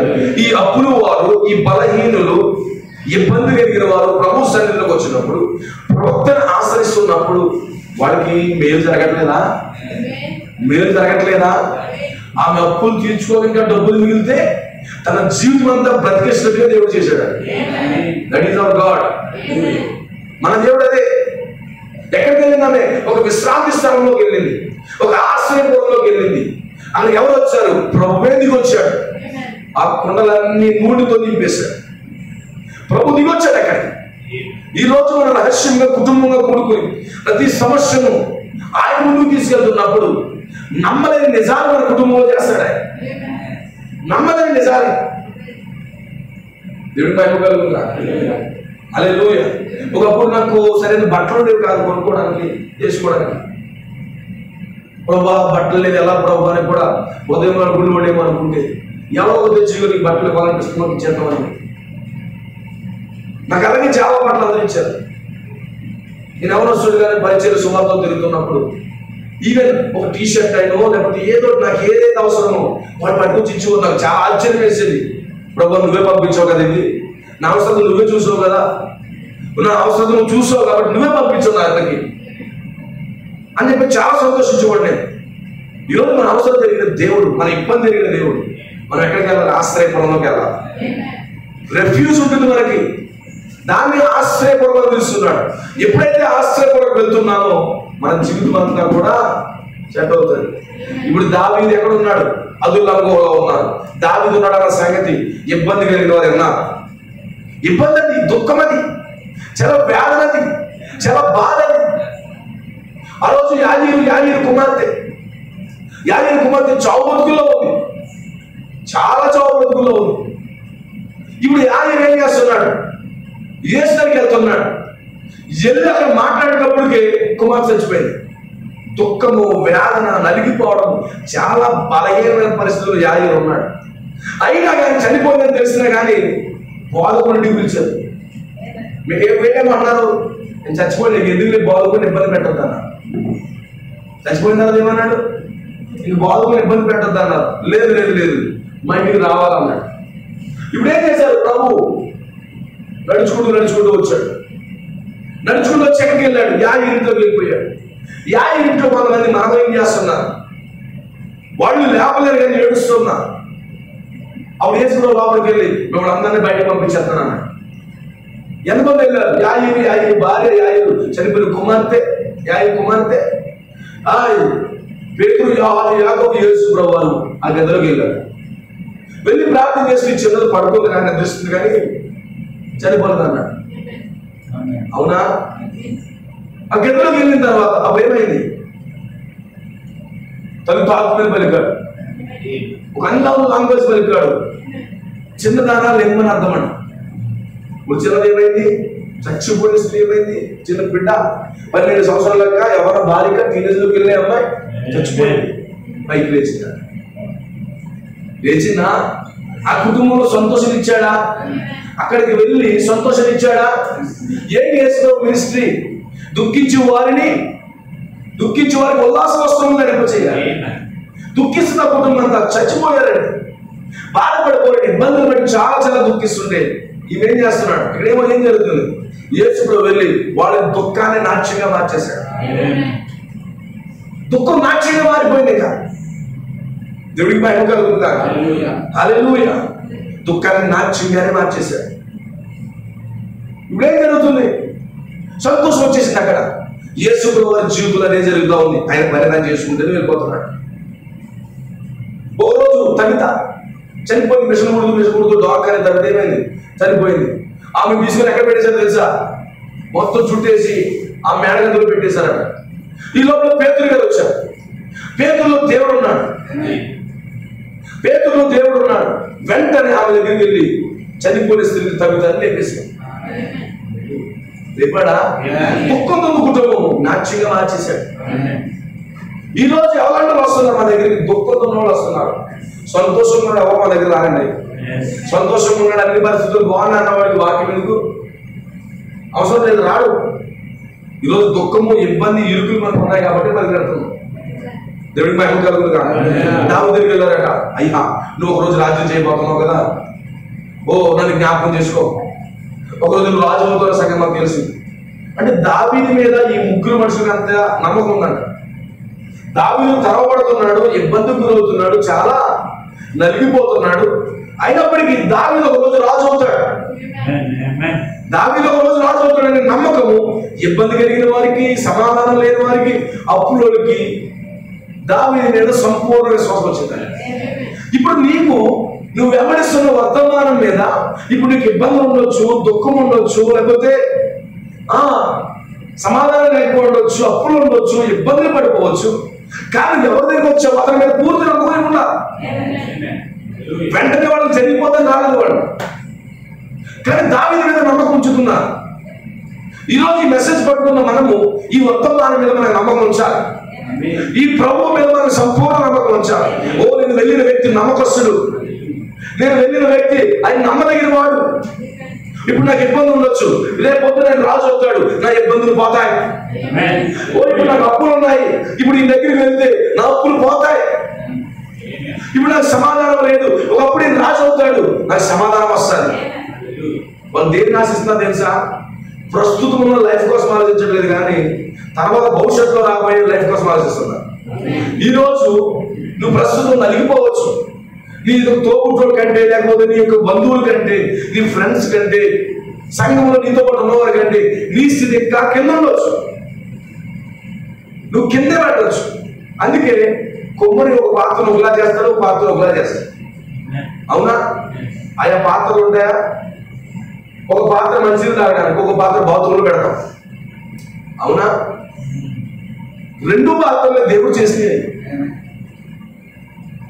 ఒక పాత్ర మసాలా స్మెల్ పీలుస్తుంది, ఒక పాత్ర గట్టి స్మెల్ పీలుస్తుంది. రెండు చేసింది దేవుడే. కొంతమంది జీవితాలు కొంతమంది కొన్ని రకాలుగా చేస్తాడు. ఇప్పుడు మనం దేవుడు ఏ స్థితిలో పెట్టాడో ఆ స్థితిలోనే దేవుడు మహిమపరచాలి తప్ప నాకు ఆ స్థితి ఇవ్వలేదు, కిచెన్ రూమ్ ఉండడం నాకు అనిపిస్తుంది. ఒకవేళ కిచెన్ రూమ్ లో బాత్రూమ్ లో బకెట్ వెళ్ళిందని ఉండతారా? చెప్పండి. మన ఫిజికల్ గా మన గృహాల్లో ఉన్నాయి. ఓ బాత్రూమ్ లో వాడే ఆ జగ్గు వెళ్ళి మంచి దాంట్లో వాడగలమా, తాగలమా? వాడలేదు. బట్ రెండింటికి విలువ ఉంది, రెండింటికి వాల్యూ ఉంది. ఎక్కడ ఏది వాడబడితే దానికి అదే విలువ పెరుగుతుంది. అలాగే నిజ జీవితంలో కూడా మన పాత్రలు, మట్టి పాత్రలు, కొంతమంది ఉన్నత ప్రశ్న పెడతాడు, కొంతమంది జీవితం కబోర్డులో ఉంటుంది. ఎప్పుడు ఎవరైనా ఉన్నత వస్తే తీరుతారు, హైట్ అయ్యి టీలు ఇవ్వడానికి, స్టేజీలు ఇవ్వడానికి ఎక్కడో ఉంటాయి కదా, అటక మీద ఉంటాయి. అవి తీసి వాటి ద్వారా ఇప్పిస్తారు. అవునా? అటక మీద ఉంటాయి. కొన్ని బయట ఏం చేస్తాం, కొన్ని జగ్గుల్ని ఎలా గెలేసుకుంటాం. ఒకటేమో ఏమో జారిపోతుంది, ఎలా పట్టుకునేస్తాం. రెండు పాత్రలు, ఒకదానికి ఒక రకమైన విలువ ఉంది, ఒకదానికి ఒక రకమైన విలువ ఉంది. అవునా కదా? అలాగే మన జీవితాల్లో దేవుడు అలాగే డిజైన్ చేశాడు. బట్ ఫైనల్ వచ్చినప్పుడు రెండింటికి ఒకే బహుమానం ఇస్తాడు. రెండింటికి ఒకే బహుమానం ఇస్తాడు. అందుకే ఇబ్బంది కలిగిన వారు, అప్పుల వారు, సమాధానం లేని వారు అప్పుడు ఉన్నటువంటి స్థితి కోసం అడగట్లేదు. కానీ ఏదో ఒక రోజు దావీదు రాజు అవుతాడు, దావీదు రాజ్యాన్ని కడతాడు, ఆ రాజ్యంలో మనం జ్ఞాపకం చేసుకుంటే సరిపోతుంది అని ఆలోచించాడు. అంటే వీళ్ళ ఆలోచన అదే. ఈరోజు నిజంగా వాక్యం దగ్గరకు వచ్చి మీరు దేని కొరకు ఎదురు చూడాలి తెలుసా? బాబా ఈ స్థితిని మార్చే ఈ స్థితిగా ఒకసారి మార్చి మనం మంచిగా డబ్బిచ్చి ఐశ్వర్యిస్తే వర్తమానంలో 10 రోజులు కూడా ఉండము. వాక్యం వదిలేస్తాం. మన స్వభావాలు తెలిసే దేవుడు అలా చేస్తాడు. గుర్తుపెట్టుకోండి, మనకు అన్ని పరిస్థితులు బాగుండి వర్తమానంతో కొనసాగలేదు. అందుకే ఏదోటి మన వెనక జాలి పెట్టి నడిపిస్తాడు. అంతే మన ప్రభు. అన్ని పరిస్థితులు బాగుండి మనం దేవుడిని ఎక్కడ నడిపించి పెడతాం? ఆ కారణాన్ని బట్టి ఏమన్నా తెలుసా? ఇప్పుడు పరిస్థితుల కోసం కాదు, నువ్వు అప్పుడు రాజు అవుతావు, అప్పుడు మమ్మల్ని జ్ఞాపకం చేసుకుని రాజ్యం అంటారండి. ఇప్పుడు నువ్వేమడగా తెలుసా ప్రభుని? ప్రభు ఈ భూమి మీద నాకు ఏమి ఉన్నా లేకున్నా కానీ నీ రాజ్యం వచ్చినప్పుడు నేను జ్ఞాపకం చేసుకో సరిపోతుంది అని మాత్రం అడుగు చాలు. నువ్వు దగ్గర. ఆ శిలువ మీద ఏమడిగాడు తెలుసా?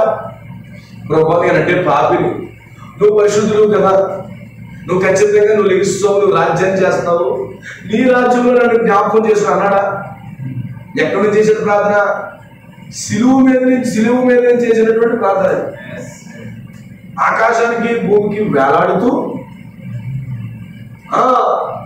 దొంగ ప్రార్థన చేస్తున్నాడు. అవునా? ఆ ప్రార్థన దేవుడికి ఏమన్నాడు? నేడు నాతో పాటు ప్రార్థించమన్నాడు. ఏం జ్ఞాపకం చేస్తున్నాడు? ప్రభా నువ్వు చచ్చిపోతున్నావు కదా, నువ్వు అనేక మంది బ్రతికించావు కదా, చెయ్యస్తం చేసిన కూడా బ్రతికించు ప్రభా అని అడిగాడా? దొంగ ఏమడిగాడు? నీ రాజ్యంలో జ్ఞాపకం చేసుకోమన్నాడు. దేవుడు చూస్తాడు నువ్వు ఫిజికల్ ఆశీర్వాదాల కోసం అడుగుతున్నావా, లేకపోతే స్పిరిచువల్ ఆశీర్వాదాల కోసం అడుగుతున్నావా? దేవుడు చూస్తాడు. నువ్వు స్పిరిచువల్ గా అడిగితే నీకు ఫిజికల్ గా కూడా దేవుడు ఇస్తాడు. That is the secret. గమనించండి, నువ్వు ఆత్మ సంబంధమైనటువంటి దీవెనల కోసం ప్రభువుని అడిగినట్లయితే, ఆత్మ సంబంధమైన దీవెనల కోసం ప్రభువుని అడిగితే నీకు భౌతిక సంబంధమైన దీవెనలు కూడా ప్రవహిస్తాయి.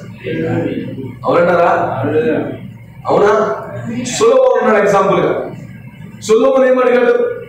ఆత్మ సంబంధమైనటువంటి దీవెనల కోసం అడిగాడు. ప్రభువా నేను చిన్న వయసులో రాజులు అయ్యాను కదా, నా వయసు చాలా చిన్నది, నేను ఇక్కడ రాజులు అయ్యాడు, నేను ఎలా పాలించాలో నాకు తెలియదు, నాకు పాలించేటటువంటి వివేచన జ్ఞానము నాకు దయచే ప్రభువా అని చెప్పి సొలొమోను ప్రార్థించాడు. సొలొమోను చేసిన ప్రార్థన దేవుడికి అనుకోబడింది. అంటే సొలొమోను దేవుని అడిగాడు, ఆత్మ సంబంధంగా అడిగాడు. ఆ ప్రార్థన విని ఇప్పుడు సొలొమోనుని భౌతికంగా కూడా దేవుడు దీవించడం మొదలెట్టాడు. అర్థమవుతుందా? This is the top secret. నువ్వెప్పుడు కూడా భౌతిక సంబంధం కనుక ఆత్మ సంబంధం కలుగుతుంది. నీకు భౌతిక సంబంధం అన్నిటికీ వస్తాయి. అందుకే ముందు నా నీతిని మరియు నా రాజ్యాన్ని వెతకమన్నాడు. ఆ పనిలో ఉండు. నీకు బిల్డింగ్ కావాలంటే వెనకాల వస్తుంది, అవునా? కారు కావాలంటే వెనకాల వస్తుంది, బండి కావాలంటే వెనకాల వస్తుంది, ప్రాపర్టీ కావాలంటే వెనకాల వస్తుంది. That is the secret life. మనం ఒక వస్తువు వెనకాల పరిగెట్టామంటే ఇంకా త్వరగా పరిగెడతాం. అందుకే వాటిని చూడకుండా ఆత్మ సంబంధంగా నడవడం మొదలు పెడితే మన వెనకాల వస్తాయి. ఇల్లు కావాలంటే ఆయనే పట్టుకొని చెప్తారు, అవునా? పరిచయం కారు అవసరమా ఆయన పట్టుకొని చెప్తారు. దాని వెనకాల పడవలసిన పని ఏమీ లేదు. కాదు. అందుకే సొలొమోను ఏం చేశాడు? ఆత్మ సంబంధంగా అడిగాడు, భౌతికంగా కూడా దీవించబడ్డాడు, అవునా? అబ్రహాము ఉన్నాడు, ఏమన్నాడు? భౌతికంగా ఆశ్రయించడానికి సాటిస్ఫై అయ్యాడా? ప్రభువా, మాకు నిలువరమైన పట్టణము, నేను ఇక్కడ ఎన్ని ఇచ్చినా, ఎన్ని బంగ్లాలు కట్టినా, ఎంతమంది పనులు ఉన్నా, నాకు ఎంత ఆస్తి ఇచ్చినా, ఇది నాకు నిలువరమైన పట్టణం కాదు కదా. నాకు శాశ్వతమైన పట్టణం నాకు కావాలి. నాకు చాలా ఇచ్చేసావు ఆస్తులు, వీటి మీద నాకు ఆశ లేదు, కానీ అసమానమైన దీవెనలు నాకు కావాలి అన్నాడా? That is the secret. అందుకే దావీదుని వీళ్ళు నమ్ముకున్నప్పుడు, నువ్వు రాజు అవుతూ త్వరలో మాకు అన్ని కావాలన్నారట. ఆమె వాడు వాదాచి చెప్పారట. ఇప్పుడు నిజంగా వాడు వాక్యాన్ని పట్టుకుంటున్నాడు. వాక్యాన్ని పట్టుకుంటున్నాం మనము. ఈ వర్తమానాన్ని నమ్మితే మనము, దీని మీద సంపూర్ణ విశ్వాసం వచ్చిన మనము, ఒక నమ్మకం ఉండాలి, ఏదో ఒక రోజు ఈ వాక్యమే వెళ్తుంది ప్రపంచాన్ని. 1000 ఏళ్ల పాలనలో ఈ వర్తమానమే వెళ్తుంది. ఈ యొక్క పరిసర ప్రాంతాలన్నింటి కూడా ఈ వాక్యమే వెళ్తుంది. మర్చిపోతుంది. ఈ ఇండియాని మనం చదువుతున్న వర్తమానమే, మనం చదువుతున్న ఈ బైబిలే ఇండియాను ప్రపంచాన్ని వెళ్తారు. గుర్తుపెట్టుకోరు, మన పార్టీ అది, మన పార్టీ రంగం మీద రాబోతుంది, అవునా? ఓడిపోయిన పార్టీ ఏమంటుంది? మా పార్టీ వస్తుంది, అప్పుడు మీ పని చెప్తాం అన్నారు. ఈ నెగ్గిన పార్టీ ఏమంది? ఇంతకుముందు మా పార్టీ వస్తుంది, మీ పని చెప్తాం అన్నారా? ఇప్పుడు ఆ 2 పార్టీలు పక్కన పెడితే మనకు ఒక పార్టీ వస్తుంది, మనం కూడా రాజ్యం చేయబోతాం, అవునా? ఇప్పుడు ఈ పార్టీలో లేనివాడికి ఏమన్నా లోన్ వస్తుందా? ఇప్పుడు పార్టీ ఫ్యాన్ పార్టీ ఉంది, సైకిల్ పార్టీ ఉంది. ఇప్పుడు సైకిల్ పార్టీ రంగం మీద ఉంది, ఫ్యాన్ పార్టీ కూడా లోన్ వస్తుందా? లోను రాదు. కనీసం అన్ని పరిస్థితులు కూడా అనిపోతుంటాయి, అవునా కదా? ఇప్పుడు అలాగే ఈ యొక్క మానవ రాజ్యాల్లో మనకు లోన్లు వస్తాయా? లోన్ అంటే ఉద్దేశం అలా కాదు, ఆ లోన్ కోసం మాట్లాడతారు. మనం అభివృద్ధి అవుతామా, లేదా గొప్పలో పిలవబడిపోతామా? అవసరం లేదు. మన పార్టీ వస్తుంది, పార్టీ వచ్చినప్పుడు మనకు మామూలు ఉండదు. ఫస్ట్ ప్రిఫరెన్స్ ఎవరికి ఇస్తాడు? కార్యకర్తలకి, నాయకులకి, ఆ పార్టీ జెండా మోసలకు ఇస్తాడు, అవునా? అలాగే ఇప్పుడు ఏమన్నారంటే, రాజాలు రాజు అవుతామని జ్ఞాపకం చేస్తున్నారు. ఇప్పుడు ఈ వర్తమానాన్ని అన్నారు, ప్రభువా ఇప్పుడు నా పరిస్థితి ఇలా ఉంది, సరైన వస్త్రాలు నాకు లేవు, సరైన పరిస్థితులు నాకు లేవు. అయితే ఏదో రోజు ఈ వాక్యము ప్రపంచాన్ని 1000 ఏళ్ళు పాలించబోతుంది. 1000 ఏళ్ళ పాలన ఇక్కడ జరగబోతుంది దావీదు కుమారుడుగా. అప్పుడు నన్ను జ్ఞాపకం చేసుకో, ఆ 1000 ఏళ్ళ పాలనను తీసుకురా. ఇప్పుడు నన్ను ఎలా పెట్టినా కానీ నేను సంతోషంగా ఉంటాను, ఆ రాజ్యం కొరకు నన్ను నడిపించు అని వాక్యం మీద సంపూర్ణంగా నువ్వు ఆధారపడ్డావు అనుకో, నీకు గ్రాంట్ అయిపోతుంది. ఎందుకంటే ఈ వాక్యమే 1000 ఏళ్ళ పాలన చేయబోతుంది. ఎందుకంటే తరవబడుతున్న ఈ దావీదే రాజ్యం చేయబోతున్నాడు. అందుకే రాజు అయ్యాడట. రాజు అయిన తర్వాత మళ్ళా వచ్చారంటాడు. తెలుసా మీకు? రాజు అయిపోయాడు 10 రోజులకి, మళ్ళా వచ్చారంట. అప్పుడు అందరినీ ధనవంతులుగా మార్చేశాడు, అవునా? సమాధానం లేని వారికి సమాధానం ఇచ్చేసాడు, దుఃఖంతో వారికి అంతా నాట్యంగా మార్చేశాడు. That is the David. ఈ రోజు నిన్ను కూడా అలా మార్చేస్తాడు. వాక్యాన్ని పట్టుకో, వర్తమానం పట్టుకో, వర్తమానంతో నడిపించబడు. ఒకరోజు ఏమవుతుంది? నీ స్థితి ఉన్నతంగా ఉండాలి. వాక్యాన్ని పట్టుకొని వర్తమానం పట్టుకుంటే నీకు ఇబ్బంది ఏం పడుకోవడం అవసరం లేదు. కొద్ది కాలం ఉంటానేమో, ఏమన్నా కొద్ది కాలం చొలకన శ్రమ, అంతే కదా. దీనికి మనం ఇబ్బంది పడిపోవాల్సిన పని ఏమి లేదు. అధికారుల పౌలు గారు, పొందబోయే మహిమ ముందు ఇప్పటి కాలపు శ్రమలు ఎనదగనేవి కాదు, దేవి కాదు, ఇవి దానికంటే ముందు, అవునా? నెలంతా కష్టపడినప్పుడు శాలరీ పడినట్టు ఎలా ఉన్న సంతోషం, అవునా? శాలరీ పడినప్పుడు ఎలా ఉన్న సంతోషం మామూలు పడదన్నమాట. దేవుడికి మహిమ కలుగుగా. సో ఆ కారణాన్ని బట్టి ఇప్పుడు ఏం చేస్తారంటే, దావీదు ముగ్గురు వచ్చారు, 3 రకాల అప్పులు వచ్చారు, సమాధానం వచ్చారు, తర్వాత ఇబ్బందిగా వచ్చారు, వాళ్ళు వెళ్ళిపోయారు. దావీదు రాజ్యం వచ్చినప్పుడు వారి పైకి ఇప్పుడు ఏ స్థితి ఉన్నారో నోటి వారి భయపడతారు. నువ్వు ప్రభు ఎదుగురా, దావీదుని వెంబడించు, దావీదుతో నుండు, దావీదుని నమ్ము. ఆమె వాళ్ళు ఏ ఇబ్బంది పడలేదు. దేవుడు ఎప్పుడైతే వెళ్ళారో దావీదుని నమ్మకం ఉంచారు, వెళ్ళిపోయారు. వాళ్ళు తెలుసు ఒక రాజ్యం రాబోతుందని. ఈ రోజు నీకు ఇబ్బందులు ఉండొచ్చు, కష్టాలు ఉండొచ్చు, దుఃఖం ఉండొచ్చు, దాన్ని బట్టి మేము ఇబ్బంది పడదు. కానీ వాక్యం వైపు చూడు, ఖచ్చితంగా దేవుడిని పైకి వెళ్తాడు. వర్తమానం వైపు చూడు, ఈ వర్తమానం నేను పైకి పెడతాది. ఈ గడియ వాక్యమే ఉన్నతమైనది, ఈ గడియ వాక్యమే ప్రపంచాన్ని పాలించాను. ఈ గడియ వాక్యంతో నిలబడి నిశ్చయంగా దీవించబడతాను. దేవుడికి మహిమ కలుగుతుంది. అందుకే అన్నాడు, ఏమన్నాడు, ప్రయాసపడి భారం వస్తున్నా సమస్య వెళ్ళినా. ఇప్పుడు ఎక్కడికి వెళ్ళాలి? అదుల్లాం గుహలోకి వెళ్ళాలి. అదుల్లాం గుహలో ఎవరున్నారు? దావీదు ఉన్నాడు. ఆశ్రయపురంలో దావీదే ఉన్నాడు. ఈ గడియ వాక్యంలో దావీదే ఉన్నాడు. మన ప్రభువు యేసుక్రీస్తు ఉన్నాడు. భారం వస్తున్నాం మనం ఆయన సన్నిధికి వస్తే అతనికి రమ్మంటున్నాడు. అంతే. సునేమిరాల కుమారుడు ఏమైపోయి చచ్చిపోయాడు. చచ్చిపోయలేదా? ఎలీషా రూమ్లో పడుకోబెట్టింది. ఎలీషాని తినడం మొదలుపెట్టింది. గ్యాజ్ వచ్చాడు, గ్యాజ్ మాకు వద్దాను, ఎలీషాగా రావాలన్నాడు. ఎలీషా వచ్చాడు. అది ఎదురుకి వెళ్ళగానే ఏమైంది? దుఃఖాన్ని ఏం చేశాడు? నాట్యంగా మార్చేసి, చావుని ఏం చేశాడు? జీవనంగా మార్చేసి. ఈరోజు అంత గొప్ప వర్తమానం మన దగ్గర ఉన్నప్పుడు మనం భయపడిన అవసరం లేదు. వీడు మేము కలుగుతున్నా. ఆ కారణం బట్టి యేసుప్రభువు కూడా ఏం చేశారు? ఆయన లేఖనం ఉన్న పరిచర్య భారంతో చేశారు. భారం కలిగి ఉండాలి. మనం భారం లేకపోతే ఇంచు కూడా మనకు కలగలేదు. మన శక్తి కాదు, మన బలము కాదు, భారంతో చేయాలి. ఆ భారం వెనక ప్రభువు ఉండాలి. ప్రభువు ఉంటే దేవుడు అద్భుతమైన కార్యాలు చేస్తాడు. దేవుడు ఆశ్చర్యమైన కార్యాలు చేస్తాడు. దేవుడికి మహిమ కలుగుగా. ఎంతమందికి అర్థమవుతుంది? హల్లెలూయా. ఆశ్చర్యమైన కార్యాలు చేయగలరు. అది అదుల్లాంకోకి వెళ్ళిన తర్వాత వాళ్ళ పరిస్థితి మారిపోయింది. అదుల్లాంకోకి వెళ్ళిన తర్వాత వాళ్ళ పరిస్థితులే మారిపోయాయి. ఈరోజు అదుల్లాంకో ఉందా? మన గొప్ప ఆశ్రయపురం ఉంది, వాక్యం ఉన్నది. ఎవరు అదుల్లాంకోలో యేసు ఉన్నాడు. ఈరోజు వర్తమానమే మనకు అదుల్లాంకో. ఇప్పుడు వర్తమానం అదుల్లాంకో అంటే ఎక్కడ రావాలి? నువ్వు వాక్యంలోకి రావాలి. నువ్వు బయట ఉండి నాకు ఏమి లేదు, ఏమి లేదు ఉపయోగం ఉండదు. వాక్యంలోకి వస్తేనే నీకు ఏదైనా కార్యం జరిగింది. వర్తమానంలోకి వస్తేనే కార్యం జరిగింది. వాక్యంలో దేవుడు ఉన్నాడు. ఆ దేవుడిని ఆశ్రయిస్తే నీ పరిస్థితి అంతా మార్చేస్తాడు. ఎందుకు అర్థమవుతుంది? దేవుడు కూడా దీవించుడు కాక. God bless you. ప్రార్థన చేసుకుందాం. మా ఫ్రెండ్స్ ప్రార్థన చేసుకుందాం. చిన్న ప్రార్థన చేసి దేవుడిని అర్పిస్తాను. కళ్ళు మూసుకోండి. హల్లెలూయా, హల్లెలూయా, హల్లెలూయా. Thank you father. నీకు స్తోత్రములు తండ్రి, స్తోత్రములు ప్రభా. హల్లెలూయా, హల్లెలూయా, హల్లెలూయా, హల్లెలూయా, హల్లెలూయా. Thank you Jesus. హల్లెలూయా. ప్రభువా నీకు స్తోత్రాలు నాయనా. హల్లెలూయా. ప్రార్థన చేసుకుందాం. పరిశుద్ధుడైన తండ్రి, మహోన్నతుడా, సర్వశక్తిమంతుడా, దేవానికి స్తుతులు స్తోత్రములు తండ్రి. అదుల్లాం గుహ ఈ గడియ వాక్యమై ఉన్నది. ఈ గడియ వాక్యంలో మా దావీదు మీద ప్రభువు యేసుక్రీస్తులో ఉన్నాం.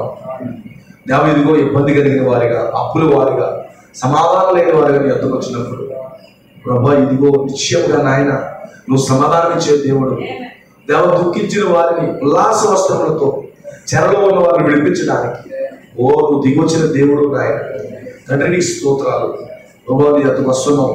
నీ దగ్గర అనేక విషయాలు ఉన్నాయి. నువ్వు వెయ్యాల పాలన ఈ గడియ వాక్యంతో నేను ప్రారంభించబోతున్నావు. తండ్రి ఈ రోజు మమ్మల్ని జ్ఞాపకం చేసుకో. ఇక్కడ ఉన్న సంఘాన్ని జ్ఞాపకం చేసుకో, కుటుంబాన్ని జ్ఞాపకం చేసుకో. నీ ప్రభు వారికి దయచేతండి, నీ కనికరం దయచేతండి. ఇక్కడ సేవ భారంతో వెళ్ళాలి. ఎవరు భారం మీద పుట్టించు. నీ పరిశుద్ధాత్మ కార్యం ఇక్కడ జరిగించు. నూతనమైన క్రియ జరిగించు. నువ్వు అన్నావు ఇదిగో నేను ఒక నూతన క్రియ జరిగించున్నాను. విషయమైన నూతన క్రియ జరిగించండి తప్ప ఓ అద్భుతమైన కార్యం ఇక్కడ జరిగించండి. ప్రభా నీకు వందనాలు. ఇబ్బంది కలిగిన వారు ఇక్కడ వచ్చినప్పుడు వాళ్ళ ఇబ్బందులు తీర్చబడాలి. వాళ్ళ దుఃఖం ఆశ్చర్యంగా మార్చబడాలి. ఎవరైనా రుణబాధతో వచ్చినప్పుడు ఎవరి కుటుంబ సమస్యలు ఉన్నప్పుడు వాళ్ళ కుటుంబ సమస్యలు విడిపించబడాలి. సమాధానం లేక నీకు వచ్చినప్పుడు సమాధానం పొందుకు వినిపించబడాలి. కాబట్టి కృప ప్రభాని బిడ్డలు దయచేయండి. సంఘాన్ని ఆకర్షించబడాలి అందరూ కూడా. అటు కొందరికి దయచేయమని తండ్రి. ఆ రోజు ప్రభు నా కుటుంబం కూడా దావీదు నాయన ఆ గుహలోకి వెళ్ళిపోయినప్పుడు, ఆ వాడని గుహలోకి వెళ్ళిపోయినప్పుడు బయట కుటుంబాలన్నీ నశించిపోతున్నాయి. కానీ ప్రభువా ఇదిగో దేవా బాబు ఆ కుటుంబం ఎంత మాత్రం రక్షించుకోలేదు. దేవా ఇదిగో ఎంతో గొప్ప దేవుడు నాయన. ఆ రోజు ఆ స్త్రీ ప్రభు ఆ భర్తను బాగొట్టుకుని అప్పులు పాలైపోయినప్పుడు ఓ దేవ ఇదిగో మోకాళ్ళు వేసి ప్రవక్తను ఆహ్వానించి ఓ దేవ అద్భుతమైన సహజాతమైన కార్యాలు జరగడానికి ఆ కుటుంబానికి ఎంత అవకాశం ఇచ్చావు. ఆ బిడ్డ అదే దీవించబడింది. దేవ యాయిరు కుటుంబం అదే జరిగింది, సులేమిల కుటుంబం అదే జరిగింది. ఈరోజు నిశ్చయముగా ప్రభావ మా కుటుంబాల్లో కూడా అలాంటి సహజాతీయమైన కార్యాలు నిశ్చయముగా జరుగుగాక. అప్పుడు మీరు మాకు సహాయం చేయమని ప్రభావ విత్తబడిన ప్రతి మాటగా ఫలించాలి. ఓ ఆశీర్వదించిన ఆయన ఇదిగో మీ యొక్క లేఖనాలను నెరవేర్చుకుని వెళ్ళాము ప్రభావ. ఆ లేఖనాల విషయంలో భారం కలిగి ఉన్నాము. ఈరోజు వధువుకి లేఖనాలు ఇచ్చాము. ఆ లేఖనాల విషయంలో మేము భారం కలిగి ఉండి ప్రభావ ఓ భారంతో తండ్రి ఓ దేవా నీకు స్తోత్రాలు ఆయన. మా కొరకు రాయబడిన లేఖనములను ఫుల్ఫిల్ చేయడము కాక లేఖనములతో పాటు మేము నడిపించబడదు కాక అటుగా మా అందరికి దయచేయండి. వీళ్ళందరినీ దీవించి ఆశీర్వదించండి. యేసుక్రీస్తు నామములో ఈ సంఘం కొరకు ప్రార్థిస్తున్నాము తండ్రి. ఆమేన్. ఆమేన్.